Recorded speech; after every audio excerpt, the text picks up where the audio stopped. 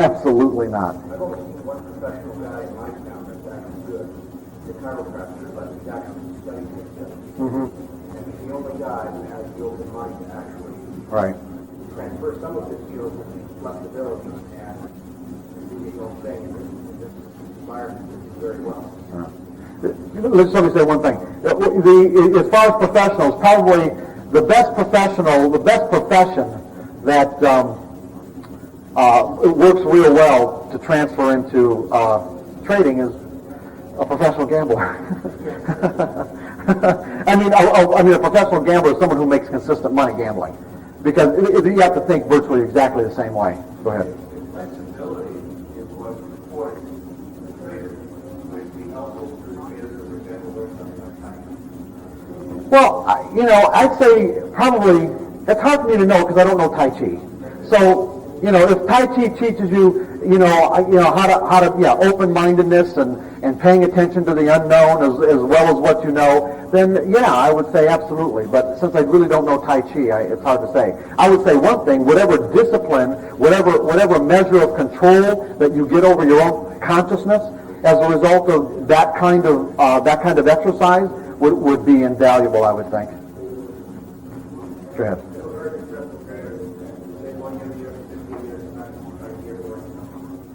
Oh, yeah. Oh, see, I don't know that. So, okay. Oh, interesting. That's very interesting. Yeah.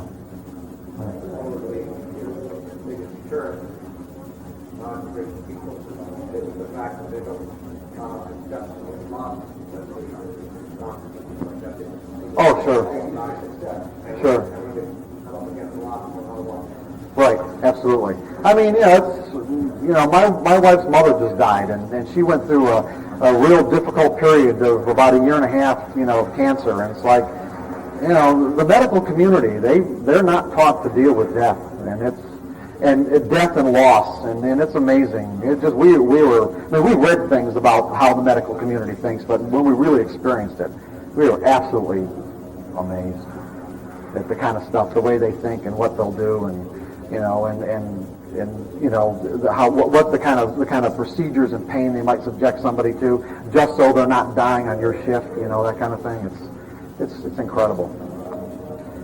But anyway, you're right. So doctors have a very difficult time with that. And so, it's like, but the point that we're making here, and here's what you really gotta really, get, is that the point that we're making is that it's really simply a function of what you believe. You have to get this idea ingrained in your head that there are internal mechanisms. There are internal mechanisms that determine how we experience our world. And everyone doesn't experience it the same way. I know everyone in this room would say, yes, I know that. But in every single moment of our lives, we have to really think about the fact that when we're interacting with people, they are not sharing our reality. They're really not. And it's just natural for us to think that they are, because what we're experiencing in any given moment is our truth. And if it's our truth, how come it isn't everyone else's too? But it isn't. It isn't. So here, a whole range of experiences are available. What determined what each person experienced? What was inside of them? From the environment's perspective, this is what was available. Joy, happiness, excitement. Wow, look what happened to me today. Free money.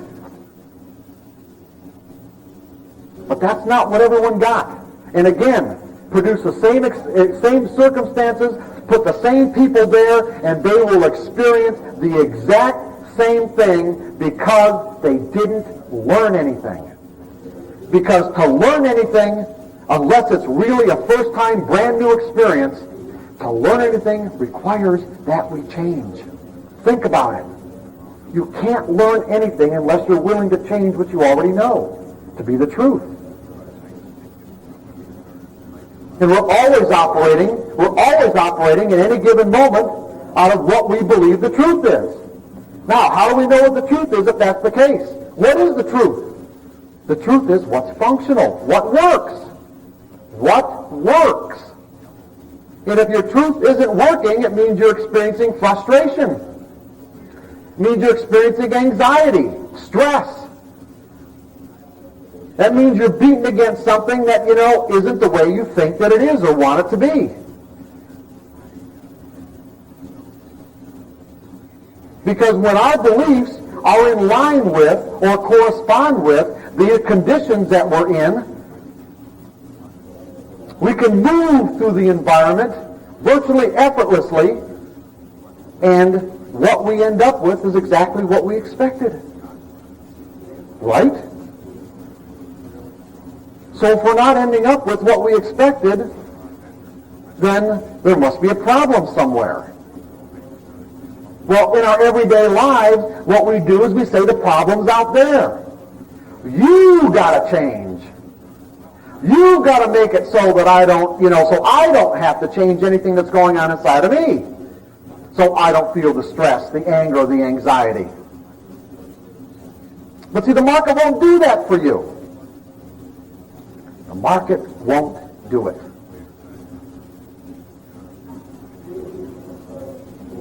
And because of our social upbringing, we have a thinking strategy that is so steeped in shifting responsibility for things that are going on in our lives and the way we experience our lives that it is almost impossible for people to grasp the idea that they've got to do it all themselves.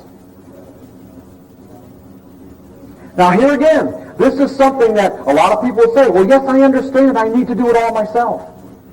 And then I would ask the question, is there anyone in this room who hasn't ever felt betrayed by the market? Who has not? Who has not felt betrayed by the market?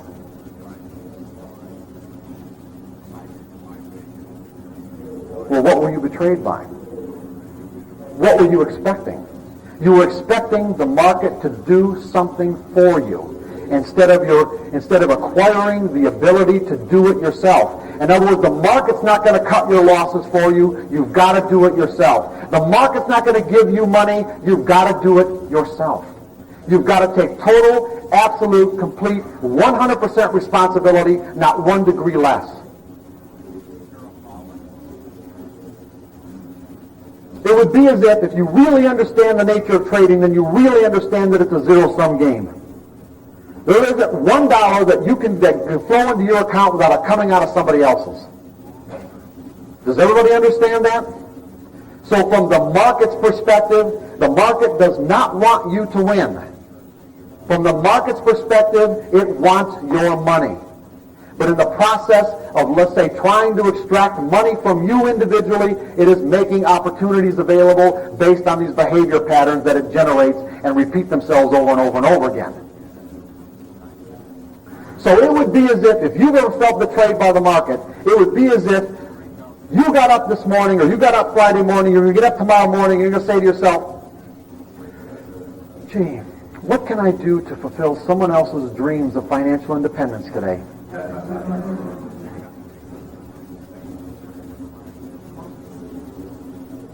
Because if you're not taking complete and absolute responsibility, that is essentially what you're saying to the market. Market, do it for me.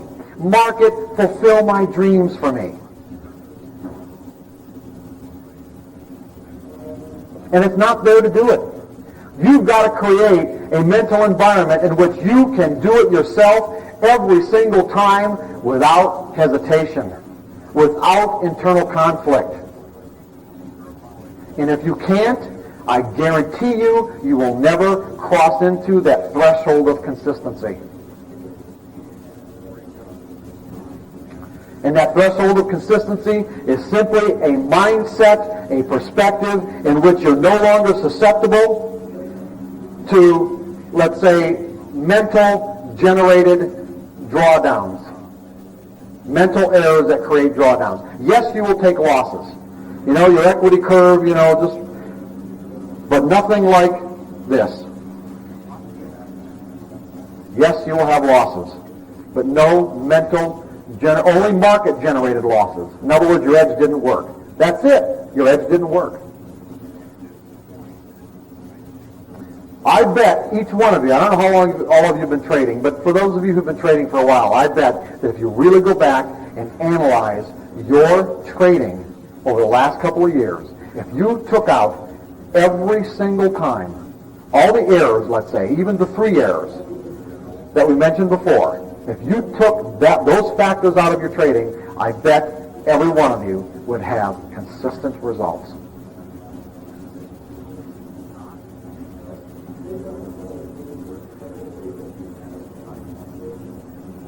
So what typically happens is that most traders fall into this trap that since they don't know, typically people don't know that it's a perspective that creates success and not analysis, what they do is fall into the trap of thinking that the more they learn about the markets,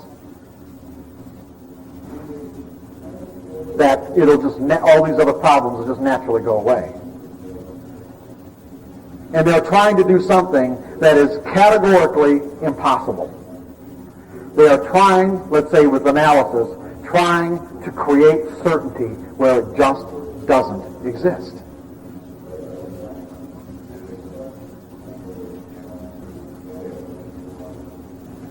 And that's where the frustration comes from.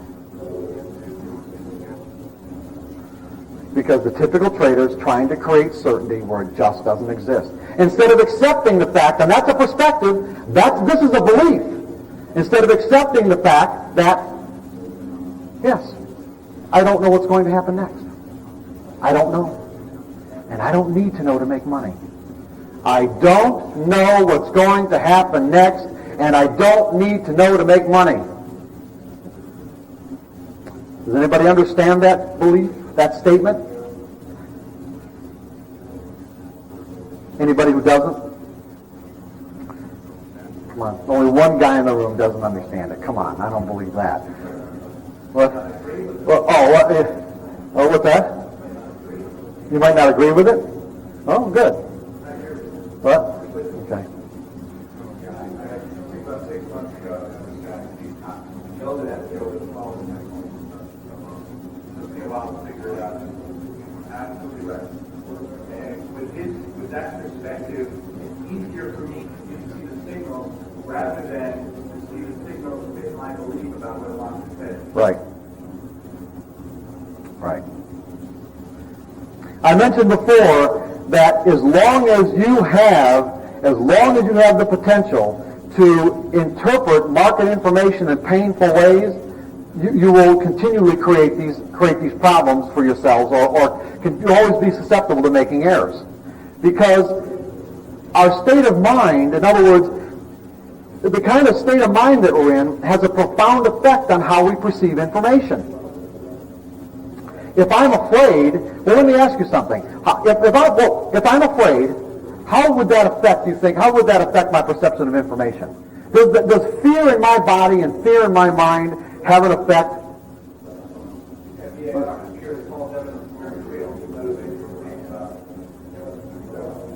Okay, false evidence appearing real, that's pretty abstract. And you...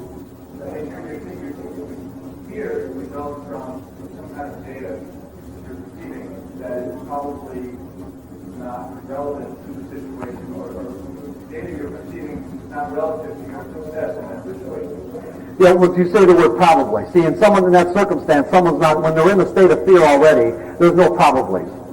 They're in the reality of fear. That's absolute.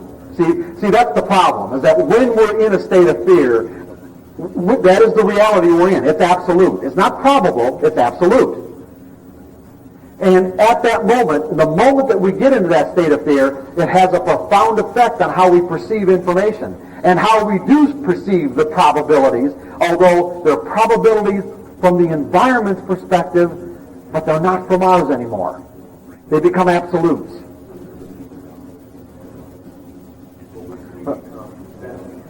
Defensive, that's what I'm looking for. Yeah, we shut down. Okay, the effect that fear has on our perception of information and our behavior, what does it do? It causes us to withdraw, right, limit input, okay, so that things that were perceivable don't become perceivable any longer. I'll explain that in a second. Bias input, okay. I'm just going to say it narrows our focus of attention. Now think about this. It narrows our focus of attention. So for an example, if I said to you, everyone in this room can recognize some market patterns, correct? There's some, and what are we talking about? What are patterns? They're simply, what we've determined to be the collective behavior of the market that repeats itself. In other words, we found something that repeats itself over and over again. Okay? And one of these patterns would be a trend. Is that? Okay? Support and resistance, that's pretty common. A trend is pretty common. Well, can we actually get into a situation where even though we know what a trend looks like, so that if I did this on a chart, and I've got higher highs and consistently higher lows, I draw a trend line. Well, can anybody, if I say, hey, do you see that? That is an uptrending marker, correct? Anybody have any problem with that? Yeah, whatever. Okay. But hey, nobody has any problem with that, right? And yet, is it possible to be in a circumstance in the market where we actually cannot perceive that trend? Is that possible? Yes. And under what conditions is it possible? I draw this very line, I see this other thing, and I know what happens when he does it, and it might not happen. Well, that's not what I'm getting at. Go ahead. When you're praying for the market to turn around and short. Ah, yeah, when you're praying for the market to turn around and short. Is that what you were going to say? I've got a short position, and I see it overbought again. I just look at that overbought again, and say, this market comes down. Right. I don't even see the trend. Right. I'm looking at this again. Right. You don't see yeah, in other words, now this is something your mind has learned to perceive, correct? A trend. And yet, in this circumstance or situation, it becomes invisible to you, doesn't it? Right. It becomes invisible. What you know about the markets can actually become invisible. This is a really important concept that you really have to understand. That there are things that you've learned and that the market will generate information that corresponds with what you've learned, and yet it can become completely invisible. If you have the potential to create these circumstances where what you've learned becomes invisible, do you think you're going to have problems as a trader? Yes, you will. Absolutely. Yes, you will.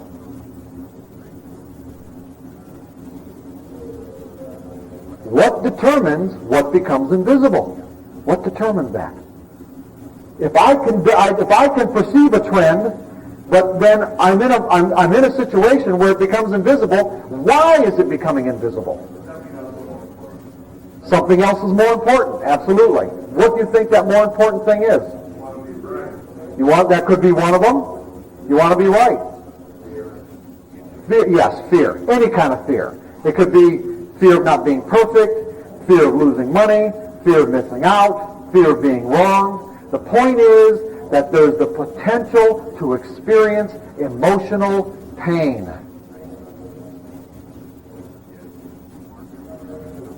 We experience basically two kinds of pain: physical pain and emotional pain. We can interact with environmental forces in a way where, there can be an impact on our body in a way where we feel physical pain. But we can also feel emotional pain, based on the way that we define information. And that is what elicits emotional pain. Everybody understands pain avoidance. In other words, if this were a hot burner, I'd accidentally put my hand on it, the hand will come off automatically. I don't have to weigh, to see what's going on. Should I really, my flesh is burning, should I really take it off, or should I wait a second longer? I'm not going to weigh back and forth here. There's an automatic mechanism. Our minds are wired to avoid pain. They are wired. They're hardwired. And there's probably not much we can do about that. But as far as emotional pain is concerned, if heat causes physical pain, what causes emotional pain? Just generally, what causes emotional pain? If the environment can generate circumstances that can damage my body to cause physical pain, what does the environment generate that will cause me to experience emotional pain? Well, yes, not getting what you want, absolutely. However, I want it more general than that. What? Well, yeah, but it's your perception of what? Perception of information. Simply information. Just information. That's all. It doesn't have to be tangible is what I'm saying. You see, physical pain is a result of something tangible in the environment interacting with our body. Emotional pain does not have to be as a result of something tangible. Information can cause us to tap into the pain that's already inside of our mental environment. All of us have had painful experiences, both physically and emotionally. And if those experiences aren't reconciled, they will remain inside of our mental environment for the rest of our lives until we die. There are ways to reconcile emotional pain. Most people don't bother doing it other than learning, let's say, their own unique techniques for shoving it so far back into their consciousness they think it doesn't exist anymore. And that is hardly the case. You can transform negative to positive, but you have to work at it and you have to want to do it. The best traders think about trading in ways that the market does not generate information that they perceive as painful. In other words, if being wrong is painful for most people, right? We grow up learning that, when we're wrong, it hurts.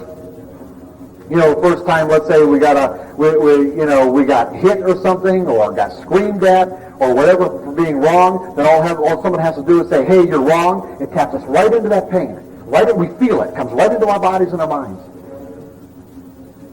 Now, we naturally want to avoid that. It's a natural mechanism. We want to avoid it. We don't have to think about avoiding it. We don't have to think about it. It'll happen automatically. So if I'm going into a trade afraid of being wrong,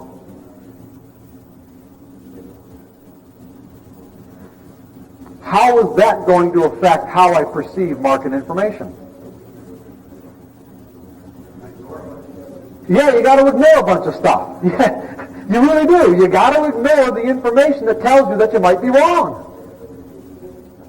Now, you can do it both consciously and subconsciously. We do it consciously by making rationalizations. We're confronted with the information. Higher highs, higher lows, higher highs, higher lows. 5 upticks to everyone down. So we call our broker, we call our friends, what do you think's going on here? Blah, blah, blah, blah. But it would also happen subconsciously. We don't have to think about this process. Just like my hand coming off automatically. Our minds will automatically do the job. And what we know then becomes invisible. So that the example that I like to give is this.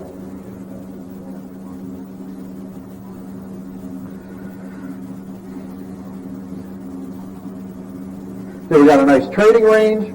Market's coming down to support.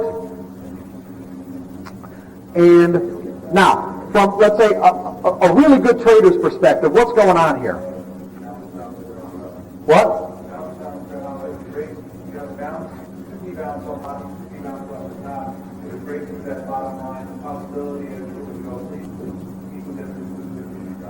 Okay, so in other words, what we're looking at here is that when I draw this line, what we have is we had traders who came in and supported the market here, and that there was enough traders, now really, think about it this way, there was enough traders who wanted to buy the market here to absorb all the selling, to absorb all the offers, with enough left over to cause it to do this. And the same thing happened again here. Do I know for sure that it's going to happen again here? Do I know for sure that the people bought it here and the trade bought it here, that they're even in the market today? Right? Do I know that? No, I really don't. I really don't. Now, here's what's interesting. The typical trader will not get into a trade unless he's convinced he's going to be right. And the fact is, you never know. You never know if you're going to be right. Why do you think it's so easy not to predefine your risk? Because, see, it sets up an irreconcilable dilemma in your mind. If I won't get into a trade unless I'm sure I'm going to be right, then why do I go through the exercise of predefining my risk? Because that just, all that does is tell me that I might be wrong. And if I might be wrong, then I'm not going to do it. And since I don't want to confront the idea that I might not do it because then I might miss out, what do? I ignore the risk and don't predefine it.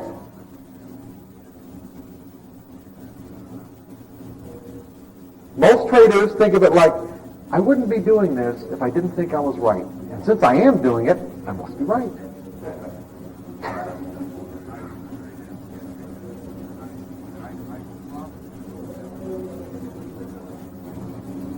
The fact is, it only takes one trader, somewhere in the world, to invalidate whatever you define as an edge.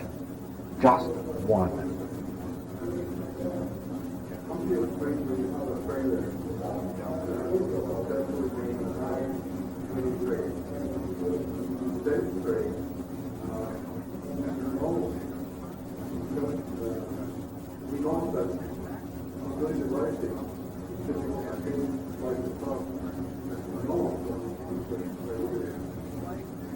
You're going to have to say that again. You got a trader who's done 9 winning trades, okay, and then the 10th trade, he's got the same variables he's using, okay.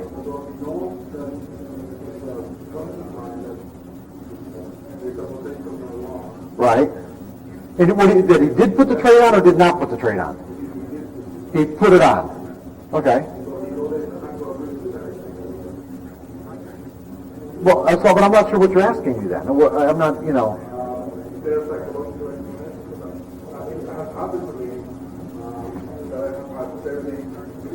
Right. And then I know, like, to give you an example, I have my business, and I don't have, I like to have a specific result, but I have a budget. If I'm not closing my computer, looking at the session, I don't take them all. But in particular days, I feel good, and I have a certain trade, and I have a my mind, I think I'll be wrong. Right. I don't know. I still don't know what you're asking me. I don't know what you want me to explain. I'm serious about that. I don't know. If you're saying that because, are you saying that because you said because you have so many in a row, you think that that you're about ready to take a losing trade, but you go ahead and put it on anyway? You did the right thing. You did exactly what you needed to do. So what do you want me? I don't know what you want me to explain. Essentially, ignored all this. I hold it further and made an impulse move that it shouldn't have made. That's not that way. Oh, okay. Okay. Thank you very much. Then really, what you're asking me is something that kind of gets beyond this particular workshop. Since I've only got 2 hours, but I categorize trading into 3 distinct categories: mechanical, subjective, and intuitive. And these are 3 levels of development for traders. And I wouldn't suggest that anybody, and I don't even want to get into intuitive trading, and I'll talk maybe a little bit about subjective trading, but for the most part, you don't want to really, mechanical trading is simply where you have a defined set of variables that are rigid, that there's absolutely no decision-making process, there's no subjectivity whatsoever to what you do, and you trade mechanically so that you learn the appropriate mindset for trading. And there are also other reasons to trade mechanically that have to do with self-valuation issues. But if you choose, you can evolve into the subjective stage of trading where anything you've ever learned about the market you can use to get in and out of a trade. Both entry and exit for profits or losses. Now, if what you're saying is that you got an intuitive impulse and you just found yourself picking up the phone, that's